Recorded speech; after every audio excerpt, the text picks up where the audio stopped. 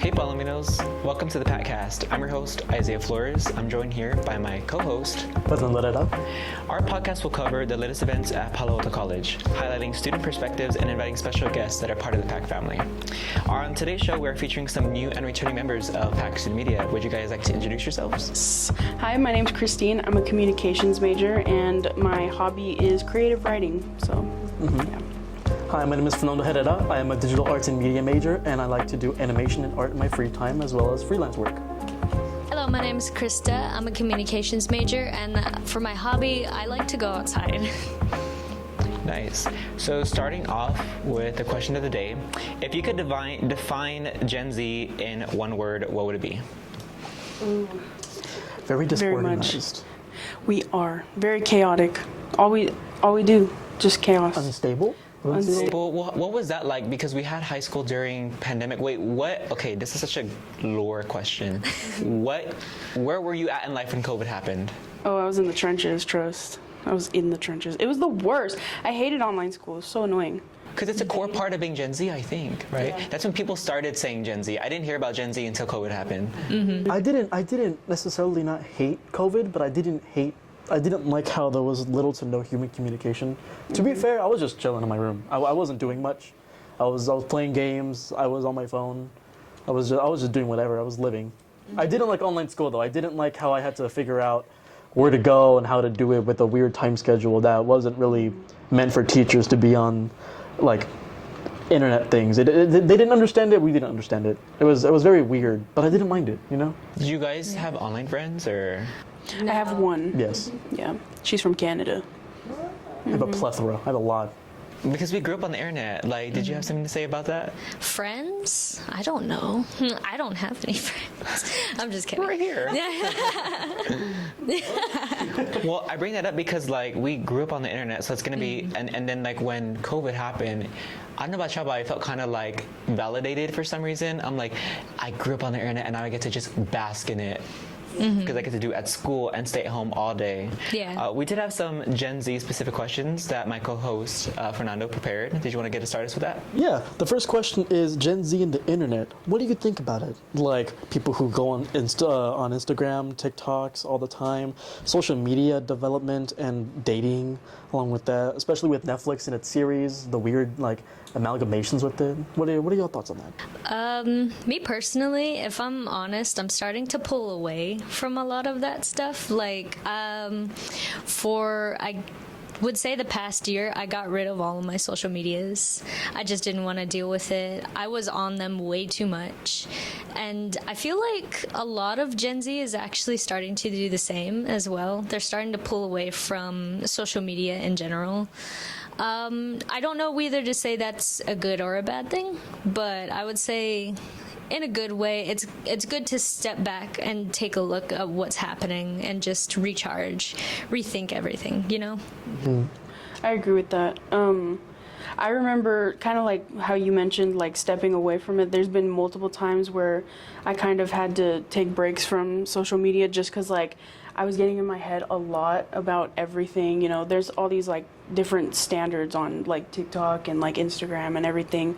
So I feel like, you know, doing what you're doing, like it can be a good and a bad thing because there's not all, of course it's the same with anything. There's not all bad everywhere, but there's a lot of it on social media, a lot of toxicity on social media too, yeah. I would say. I think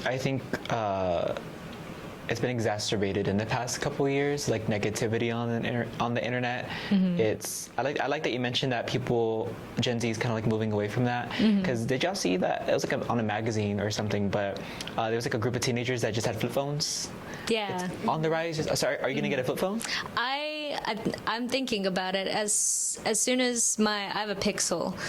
As soon as that starts to get a little wonky, I'm thinking about it, but I'm gonna be honest, I'm bad with directions. I need GPS. People ask me where you are, where am I, and I'm like, oh, I'm at Target at this, and I'm like, well, what street? And I'm like, My brother's horrible with directions too. Like, we'll be going down the street, and he's like, oh, are we here? Are we here?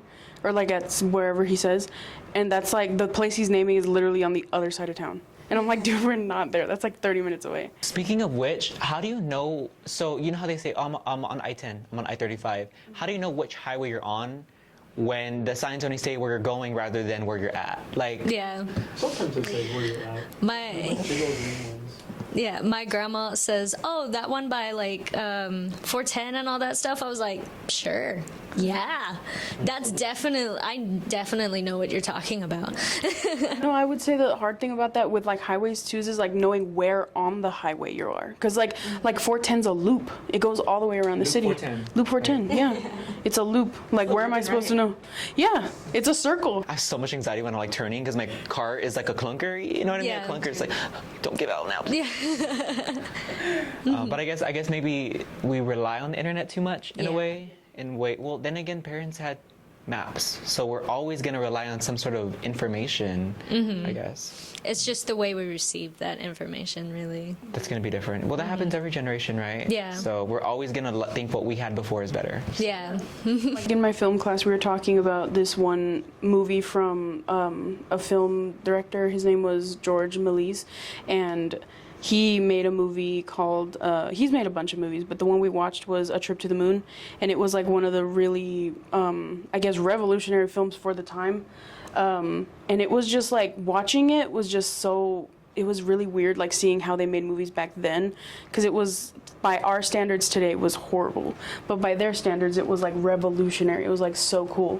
And so I always think that, yeah, like Gen Z, we're always like, we're like in the now, you know, like we're always like we're in the age of technology. Back then they didn't have much of that. Yeah.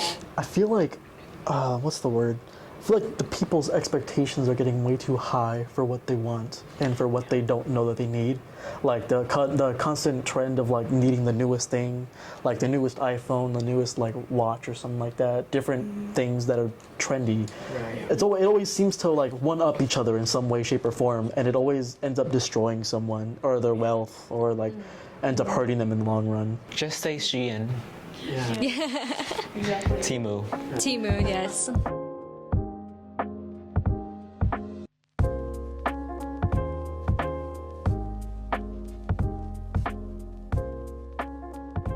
All right, and I guess that leads us to our next question, which would be celebrities and idols. Why do you think that people want to like be so close with these celebrities that they don't even know at all?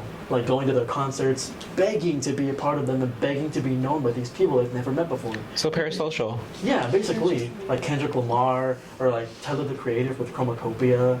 I've seen people cry over these concerts, and it's so like, it's not weird, but it's astonishing to me. I understand being overwhelmed with like the pleasure or the like the emotional feeling you get when you're listening to a new song or something that you really like, but it's astounding to me, and I want to know your thoughts about it. And like being so invested in someone's life that you truly don't know that well outside of what they put out there, because that's really what it is. It's like, for example, like for Taylor Swift, for example, like she's not gonna just go and say something that's like very, very controversial on purpose. You know, she wants to put herself out there. They market themselves so that they can sell whatever it is that they're selling, music or products for like some influencers and stuff. And I feel like the reason like people feel so, I guess, attached to these people is because of what they make, and they feel like they're a part of it, like they're a part of a community. You know, like with, for example, Kendrick Lamar, he's built a lot of, I guess, he's built like a kind of safe space for a lot of black individuals too, who are going through a lot of struggle, whether it be political or like whatever. I feel like that's why people are so attached, because these people are creating things that are relatable. So I think that could be a thing why. Me personally, I've never really been super attached to celebrities or influencers or anything like that. I just don't get it personally, but I feel like from the outside looking in, when it comes to other people, it's almost, I don't know whether to say it is a good or a bad thing. It's almost like these people's lives rely on these individuals, when in reality they could care less about you. Yeah. You know what I mean? Yeah, because like at the end of the day, I feel like not all, but some celebrities do kind of see them as another number. And I know that may seem a little bit shallow to say, but like it truly is like you don't know these people that are supporting you. It's like a one-way thing. And though it's kind of sad, you know, there are some people that are so heavily devoted to these people that they don't know. And I think that that's why it's such a big, why it's so important that, you know, we talk about it, because there are people, like there's artists that make songs about it, like Eminem with Stan. That was a very big thing for the time. You know, people were freaking out over celebrities that they knew nothing about, like personally. They just knew what they put out there. They knew what everyone else knew. So yeah. What you're saying has a point, because we live in an attention economy. So these celebrities and these singers are only on this platform that we gave them because we gave it to them. So they benefit from letting us into their lives and making us feel like they're our friend. Or, you know, someone might be lacking like a father figure in their life, so they absorb toxic male podcast content on the internet, right? So we see a lot of that for sure. It is very hard to see people do that, especially influence their own personalities or the way they believe things, their beliefs, their personality, the way how they act around other people, based solely on people who like trying to do something for views or for money, or people that they don't know at all. I've definitely seen people take ideas or beliefs for granted, or just completely put their pre-existing personalities aside due to what they see from other influencers and from other people, solely because they either want to fit in or they just want to feel better about themselves, when in reality they were all right to begin with. And it's sad to see that person vanishes with how they want to be influential, or how they want to be just like this other human being that already exists and has their own personality that they've had to develop over many years of struggle and hardship. Right. The one thing I feel like, and correct me if I'm wrong, I'm not sure if everyone feels this way, but us being the consumers of this content and such, I think we're desperate for something real. You know what I mean? Like, we want you to tell us how you really feel. Like, not what everyone else, how do I word this? Not what you think we would like. What do you think? How do you feel? Right. You know? It's all like, we're not always gonna just be the same. Yeah. I think like kind of exactly what you were saying, like I was gonna add on to that we've, I guess as a generation too, we've lost a lot of originality and genuineness, because we're always trying to one-up each other and always trying, because not everybody, but like a lot of people nowadays want to be an influencer or like a celebrity, and what else, like there's so many, it's hard to find something that people have not done before. And we've lost that sense of like, what do I want to do? Because what we want to do has already been done before. It's already been capitalized off of. And that's, you know, we've lost that sense of originality, I think. So yeah. I feel like with what you're saying, with losing momentum for originality, that genuinely comes from just running out of things to do. Like I've heard people say like, oh, we've run out of things to do on Earth. We've run out of things to figure out, and how there's little to nothing that's genuinely new to the populace anymore. I also feel like people who don't understand what they want to do in their lives haven't branched out enough to figure out what they want, because some people are lucky to figure out what they like as soon as they're born, and some people won't be able to figure out what they want to do until it's too late and they can't do much anymore, which is sad. But to be fair, content creation is available for everyone. It's just having to pick up a fan base, people that enjoy what you want, people who you want to monopolize off of, a team needing to get people to like help grow your audience and help grow your like subscription value and stuff like that. That's how it is with everything. Even Mr. Beast had to come up with something. He went from reading every word in the dictionary to staying inside of a coffin for like 24 hours, and now he's one of the most richest people in the world, because he started from the ground up and came up. And what was our last question? And the last question was gonna be, are people cooking anymore? Because I remember seeing this video where it was this guy ranting and just going on a crazy tirade about we're losing recipes and how like people aren't making homemade recipes anymore. And that got me thinking, people are ordering a lot of food through DoorDash and Uber Eats and making ramen and stuff like that. I want to know, do y'all think people are still cooking anymore? Homemade meals, delicious things at home?